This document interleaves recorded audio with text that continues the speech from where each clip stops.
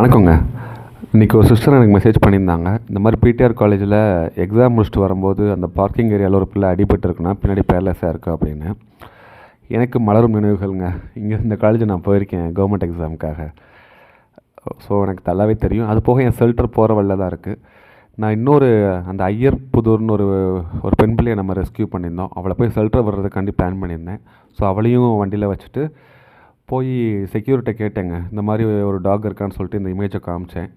தம்பி கிட்ட அந்த போய் போச்சு அப்படின்னு சொன்னார். போய் பார்த்தோம், கண்ணில் பட்டுட்டா, அடிபட்டிருக்கு.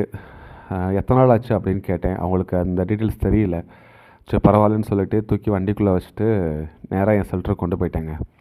ஸோ அந்த ஐயர் புதூர் பிள்ளையும் இவளும் ஆல்மோஸ்ட் சேம் கேசஸ் தாங்க. கீழே ஃபுல்லாக தேய்ச்சி புண்ணாகிருக்காங்க, பின்னாடி பேரலைஸ் ஆகிடுச்சு. ஸோ இவங்களுக்கு ஃபர்தராக அந்த புண்ணை ஆற்றணும். அது போக வேறு ஏதாவது சிம்டம்ஸ் இருக்கா அப்படிங்கிற செக் பண்ணும்போது என்னுடைய நாலேஜுக்கு என்னுடைய அனுபவத்துக்கு நான் பார்க்கும்போது அப்படி எதுவும் இல்லை. இருந்தாலும் அவங்கள கொஞ்சம் குவாரண்டைன் தான் பண்ணணும். ஸோ அதனால் ஒரு பெரிய கேஜ் தான் அது. அதில் இந்த பிள்ளைங்க இருக்காங்க. ஸோ கொஞ்சம் எவ்ரி வீக் டாக்டர் சொல்லிட்டு வருவாங்க. ஸோ அவர்கிட்ட டயக்னாசிஸ் பண்ணிக்கலாம் அப்படின்னு சொல்லிட்டு கொண்டு வந்துட்டேங்க. நன்றி.